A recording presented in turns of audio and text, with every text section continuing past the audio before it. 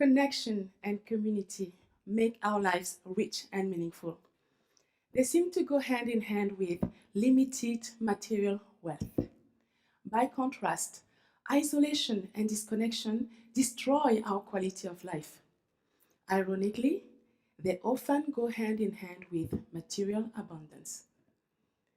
I have the vision of a world where we enjoy the best of both worlds. It's a world where we have material abundance combined with real community and connection. And I know it's possible. Thank you. This is my story. I was born in Cameroon, in Central Africa. I grew up in Yaoundé, the capital, but we regularly visited our village, the land of our ancestors. As a child, I had a strong sense of belonging to my community. There was always somebody to play with and to talk to and to dance with. Yes, I would sing and dance pretty much every day. In my neighborhood, I knew all the moms, and they all knew me. I was their daughter. There was Mama Jeannette, Mama Lucie, Mama Marie, Manga, and so many more. The dads were also around, but I had less interaction with them. Now, one day, I received news that I was being sent to live in Paris. Oh my God, Paris. We were all so excited. The entire community celebrated my success. They told me that I was very lucky and that I would do great things for my family. But I didn't care about that. All I knew was that I was going to the land of the white man. So excited. Now, on the morning I left my home, many people got up as early as 5 a.m. just to say goodbye. They brought gifts and money and food, and everyone without exception had some advice about how to live in Paris and, most importantly, how to handle white people. I promise you, I'm not kidding. But you see, they simply wanted me to take a piece of them with me and to remember them from far away. So I left my home at the age of 9. The only place and the only people I had ever known. The place and the people that knew me. I left my home feeling the care and support of my community. And I arrived in Paris. I was so excited. I couldn't wait to meet my new community. I was dying to learn their songs and their dances and to make new friends. Seriously, and to belong. I was so excited. Now, to tell you that I experienced a cultural shock would be a big understatement. Basically, I left behind a community that was like my extended family, only to experience the isolation of life in the Western world, in the middle of so much material abundance. For example, there was no singing and dancing together as a community. I was so surprised. And I couldn't freely enter anybody's home like I was used to, and that didn't make sense to the little child I was. Also, I didn't understand why I couldn't address my friends' moms as Mama, only Madame Durand or Madame Laporte. Where I came from, once you were friends, you were just like family. I really felt like I was no longer anybody's child. Even inside the home that was supposed to be a safe and welcoming place for me, I didn't feel safe. I didn't feel welcome. All I wanted really was to feel that I belonged and that I had a family, a new family. But instead, I felt alone for the first time in my life, and I was in pain all the time, all the time. I was so confused because everybody back home had said that I would have a better life in France, and yet that is where I experienced the trauma of isolation and disconnection. Yes, the trauma. Feeling totally separated from others and not being witnessed. I cried myself to sleep every single night for such a long time. I missed home. I desperately wanted to go back. I wanted to feel included again and to be taken care of by an entire community like before. But I couldn't go home because apparently this was a better life and I was lucky to be there.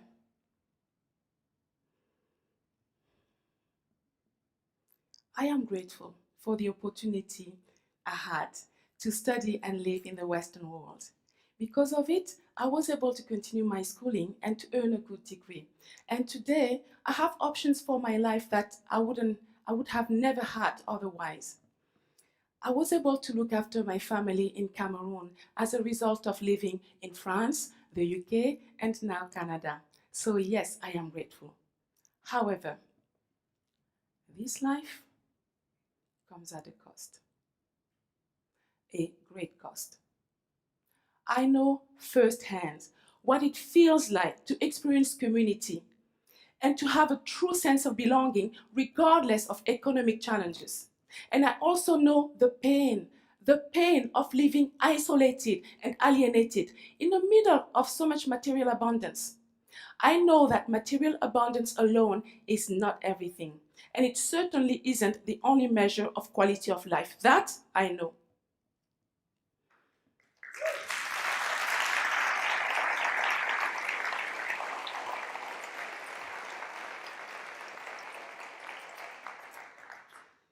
Based on this experience, I want to offer you three simple habits. Three simple habits that people in the West can adopt to strengthen their relationships to one another and stay connected to their community. Together, these three habits produce the spirit of the village. Let's start with the third habit. The third habit, redefine success. In the West, we are so conditioned to live our lives based on financial considerations. In North America especially, we define success in terms of material abundance or material achievements. So, a big empty house with a huge lawn and a big fence to separate us from others, of course. And of course, lots of privacy and a fat bank account. Now, it's okay to want material success and social status, but making that the primary focus of one's life leads to an empty life. Connection to community is one of the key components to happiness. We know that intellectually, but the truth is, we do not really make it a real priority to live less isolated from one another. How about you and I, we change that? And we become each other's family. Yes? Yes.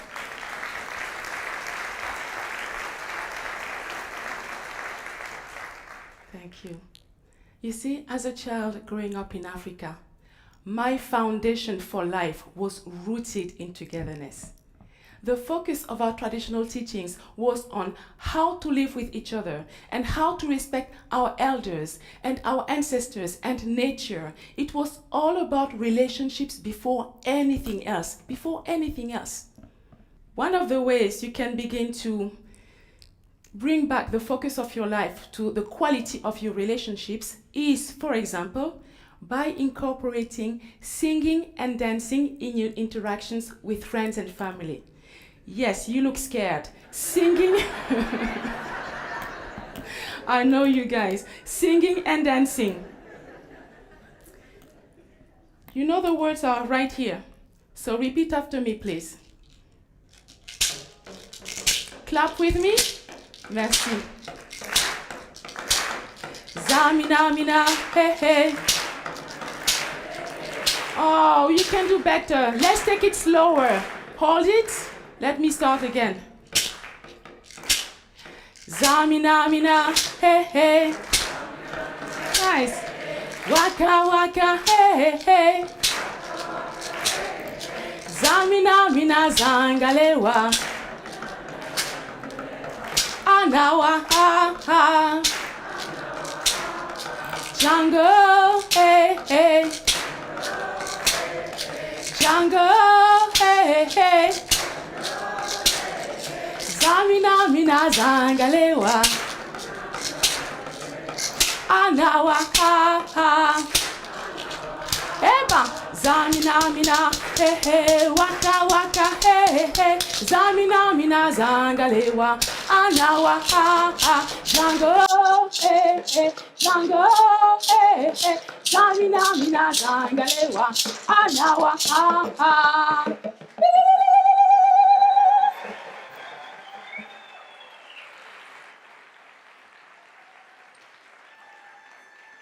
Thank you so much.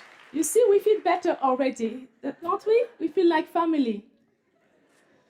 We have lots of knowledge about the importance of living a more community-oriented life to be happier. We know what to do and why to do it. We know what to do and why to do it. But taking consistent steps towards more togetherness and breaking the cycle of isolation is so challenging to do on your own. This leads me to the second simple habit that Westerners can adopt to strengthen their relationships to one another and stay connected.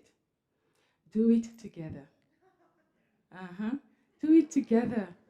You know, in the West, we value self-sufficiency. We associate that with intelligence to the point that most people feel uncomfortable asking for help even when they need it. That is so terrible.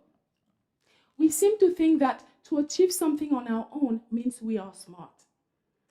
Growing up in Cameroon, many of the stories I heard as a child taught me about the importance of collaboration and solidarity. There is a traditional story that we all grew up with in most African countries. It is the story of a grandfather on his deathbed. He gathers all his children by his side, and by showing them how one single stick is fragile and can easily be broken, while several sticks in a bundle cannot break, he successfully demonstrates the importance of always being connected and always sticking together, and how much stronger we are as a family unit. When we do things alone all the time, we isolate ourselves from others, and we literally rob them of the pleasure of helping. So let me give you one simple practice that you can do right away.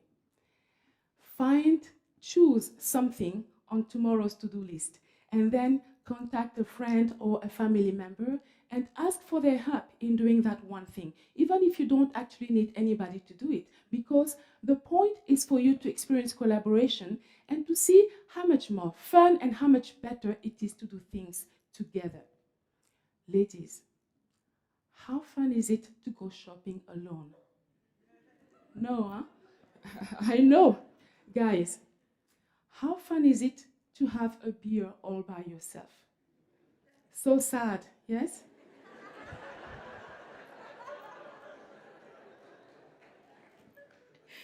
You see, in Africa, we say that to be without a friend is to be poor indeed.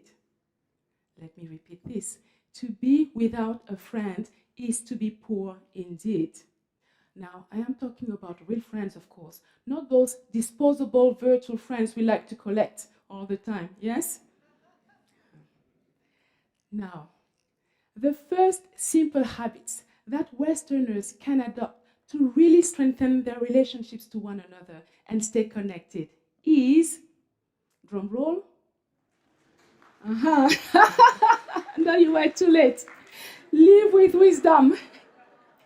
Live with wisdom. What is wisdom? I will tell you. It is having experience and knowledge and the ability to apply them in an appropriate manner. Wisdom is not logic or intelligence, and it is not intuition. Wisdom is essential in developing meaningful connections. In fact, without the guidance of wisdom in our relationships, we are so confused and so lost. We go out and learn techniques that teach us what to say to each other and when to say it. But then, of course, we lack the sincerity and authenticity that can only come from a much deeper place.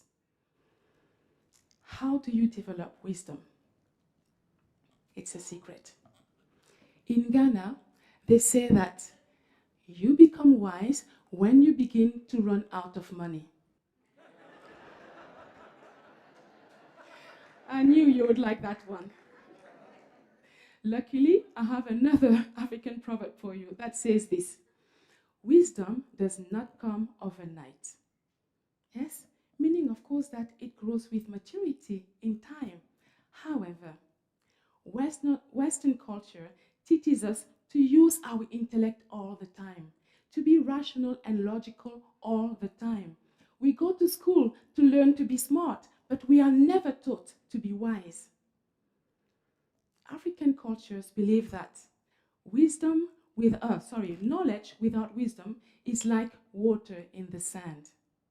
And in our traditions, it is when a person is older that they are the most valuable for their community, precisely because of the level of wisdom they have reached. So, the question to ask someone would not be, how old are you? But rather, how wise are you? Yes, how wise are you? I believe that it is our friendships that count the most, and that connection to community is essential to our happiness. I believe that it is possible to live a life where we have it all. And that happens when we combine the material abundance found in the Western world with the high levels of community and connection we find in African villages. If you want more of those values in your own life, I urge you to redefine success, to do things with family and friends more often, and to place higher value on wisdom. It has been my pleasure sharing the spirit of the village with you.